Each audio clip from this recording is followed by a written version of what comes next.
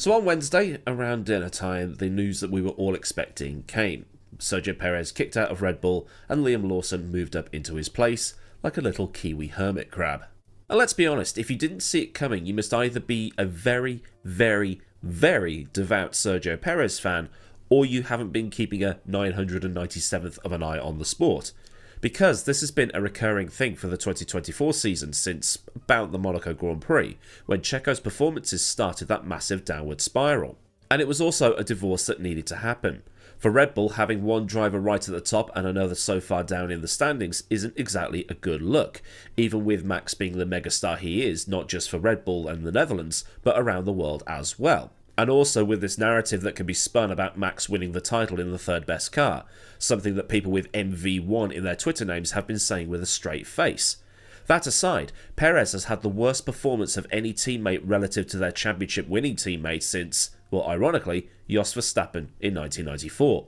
But that's not exactly a fair assessment, because Verstappen missed 4 races for Benetton while JJ Leto returned from his injury, and then missed the final 2 rounds of the season when Herbert had his Lotus/Ligier contract bought out and was put in the seat by Briatore, while Jos was then farmed out to Simtech. I think the most recent worst performance will be Kovalainen relative to Hamilton in 2008. Hamilton won the championship, while Hickey only finished on the podium twice all year. His first came at Malaysia, and then the second was when he won his only F1 Grand Prix at the Hungaroring. Hamilton finished on 98 points, and Hickey had 53, down in 7th. So it seems then that what happened to Perez over the course of 2024 is that whatever happened to these updates that came around the time of the race at Imola, he just could not get along with it. We saw in general the Red Bull's performance dropping off, with tyre wear becoming an issue and the inability to drive on bumpy surfaces and using the curbs, like the McLarens could. Between Montreal and Brazil, a Red Bull did not finish on the top step of the podium. Now it did lead races briefly, such as at Zandvoort and when pit stop cycles went round, but the car wasn't the monster we saw through 2023 and the start of 2024. This is stuff I've covered before, but it's useful to have a recap from time to time. If you've got a generational talent in one car and then a guy who doesn't have that same talent level in the other car, the number one driver, this generational talent, is probably going to figure out how to drive the car better than the other guy, because that car is probably built around this generational talent. But the question remains, why take so long to sort all this out? Why take until a week before Christmas to kick a driver out to the curb and give another driver an early Christmas present?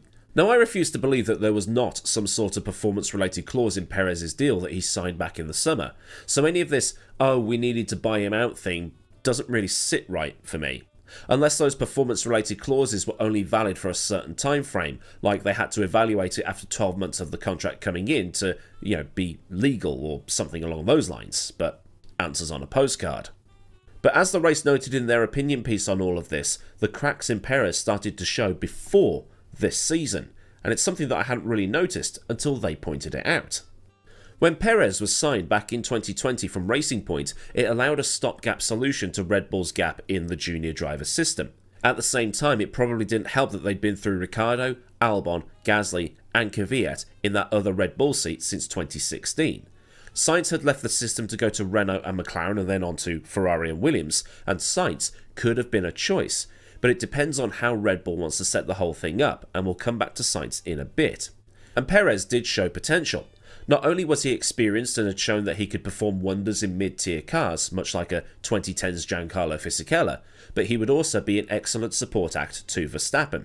He wouldn't upset the apple cart with Verstappen being the number one and clear number one, and also, Perez was a commercial hit in his native Mexico.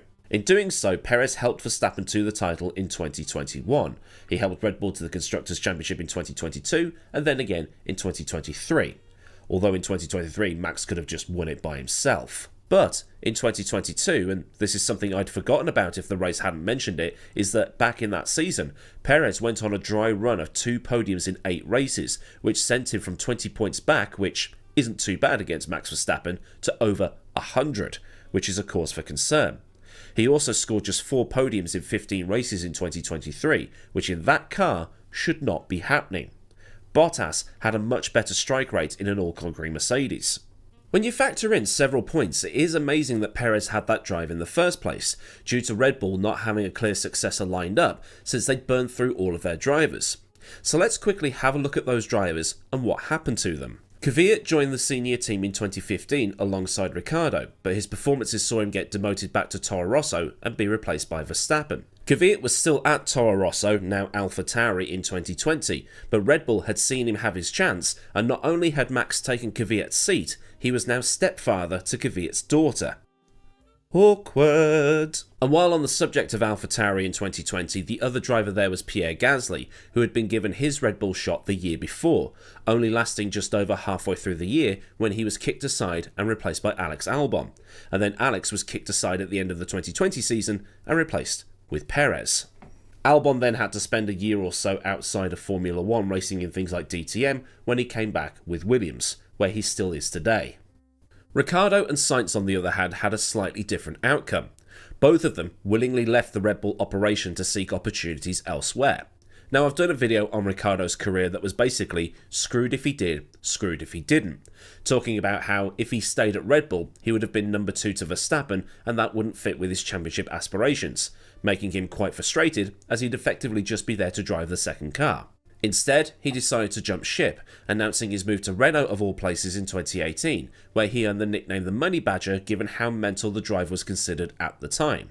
Basically, it was really the only thing available to him. After a couple of seasons at Renault in 2019 and 2020, and in 2020 he did do quite well, he jumped to McLaren, where, to his credit, he did win a race in 2021, only to be back at the Red Bull operation in 2023, where he replaced Nick de Vries. Sainz has also had a little bit of a journeyman career that... Wait, hang on a minute, this is just Ricciardo's career before Ricciardo had Ricciardo's career. Okay, sort of, because like Ricciardo, Sainz went to Renault and then to McLaren. He then went to Ferrari and was made surplus to requirements after the shock signing of Hamilton in February, and now he's going to go to Williams, where he'll join fellow Red Bull Academy driver Albon. Gasly, meanwhile, will be at Alpine next year as he too got out of the system. Oh, and there's de Vries as well, he's gone elsewhere. I mean, he didn't last long at all, did he? So by the end of 2020, Red Bull had to look out of its own system to be able to get somebody in, and the only driver really available to them was Perez. He was somewhat solid, no threat to Max, experienced. He was just what Red Bull needed. And now we're seeing that things have evolved over 4 seasons to a point where Red Bull now has some options it can use to promote within its own system. Liam Lawson was finally given the nod after the Singapore Grand Prix to drive for We Are Totally Not the Red Bull B team, replacing Ricciardo, who had become the latest casualty in a long line of Dr. Grim Reaper Marco scything through drivers. Rumour is that Lawson had a use me or lose me clause in his contract, and Marco had also supposedly made Lawson a promise that one way or another he'd be in a Formula 1 seat by the end of the year. And between Singapore and now, he's finally got that full-time F1 seat. But that full-time F1 seat is going to be at the Red Bull senior team, which has raised a lot of eyebrows because Red Bull has another driver that they could have promoted instead. Tsunoda. A man who jokingly said on social media in the last few weeks that whoever Red Bull sends, he will beat them until he gets that Red Bull seat. And Tsunoda was hailed by Ross Brawn, the then technical director of F1, as the best rookie he'd seen for a long time. And Tsunoda's stats over the last 4 years, so the same time that Perez had been at Red Bull, has seemed like one big audition tape. Tsunoda did score points on his debut in Bahrain, but found it hard to replicate that debut performance. Gasly outscored him by 5 points over the first 12 races of 2021, but things were made harder for Gasly because on a couple of occasions he'd been impeded by Tsunoda in qualifying and then biffed off the road by him at Silverstone. At the end of the year, Gasly had outscored Tsunoda pretty heavily. The following year was a little closer, not helped by an uncompetitive car as it was now the first year of the new regulations. Yuki finished on 12 points and Gasly finished on 23. And overall, Gasly obliterated Tsunoda just by looking at the stats, way ahead on all 4 stats that racefans.net provided: fastest in qualifying, finished ahead, laps ahead, and share of points. But Tsunoda in 2022 was a much improved driver compared to 2021. But for 2023, Gasly went to Alpine and Tsunoda was joined by de Vries. And one thing to point out here is that Colton Herta was in line for the seat, but he hadn't got the right super license requirements, and the FIA wasn't going to make an exception. It's here that Yuki destroyed de Vries, winning 8-2 in qualifying, 7-2 in finished ahead, 476 to 84 laps ahead, and then scored 2 more points than the Dutchman. After 10 races, in came Ricciardo, and with Red Bull wanting to evaluate Ricciardo for a return to the A team, then it would mean that Daniel would have to obliterate Yuki more than Gasly ever did in 2021 to get him back into the main Red Bull team. But the stats don't point in that direction. As you can see, Yuki had the measure of Ricciardo: 16.9 in qualifying, 12.9 in finished ahead, 888 to 430 in laps ahead, and then 37 to 18 in points scored. While Perez had not been great and Red Bull had been looking to put Ricciardo back in, Ricciardo wasn't exactly presenting a convincing case for him replacing Checo. But stats don't always paint the full picture. This is just the numbers, and you can always argue about it in the comments section. And now with Lawson, who joined for the US Grand Prix this year, but also replaced Ricciardo for a few races last year after he broke his hand. One thing that has been noted is that Lawson and Tsunoda had been teammates in 2019 in a junior category, where they crashed into each other, on multiple occasions. But like I mentioned, stats don't paint the full picture, because while Yuki has often had the upper hand in qualifying, the two are equally matched in terms of points scored as teammates. On top of this, Lawson was only thousandths off Yuki in Mexico, Qatar, and the final round in Abu Dhabi.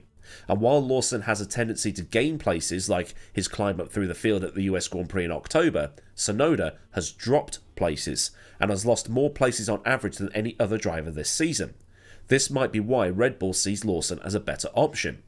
It seems like Lawson has the ability to actually race his way forwards during a Grand Prix, while Yuki seems more like a hot lap merchant because he goes backwards in the races.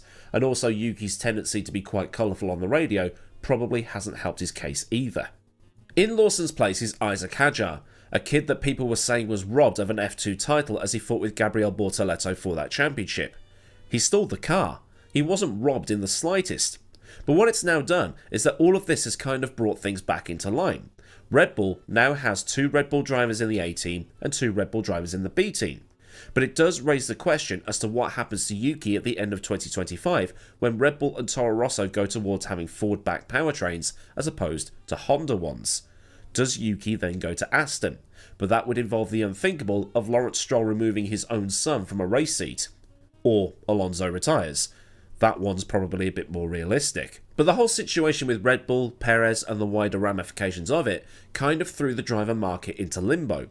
Red Bull had somewhat been led astray by Perez's early season performances, where he was scoring big points and got something like 6 podiums in 7 races, with Australia being an outlier. Perez had shown a tendency to have some late season form, which he could not recover in 2024, so maybe Red Bull offered him this new contract to allow him to just focus on driving and not worry about losing his seat. But, as we saw, this didn't work. Perez's best result since Miami, when McLaren and Red Bull effectively swapped positions in the best car order, was 6th at Zandvoort, with his average finishing position since Miami being 10th. And in that time, he finished 17th twice, not including Baku, where he retired but completed 90% race distance.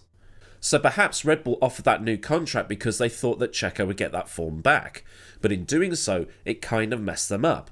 Because they've now left it so late, exactly 7 days before Christmas, this umming and ahhing over what to do with him kind of stuffed them if they decided, you know what, we'll keep Lawson in for a full season at the other team and get somebody else with experience. But the contract locking down Perez for another year at least shafted Red Bull with that idea. If they'd not offered Perez that deal, they could have looked at an out-of-contract driver for a solution, if only for 1 year before the 2026 regulation started.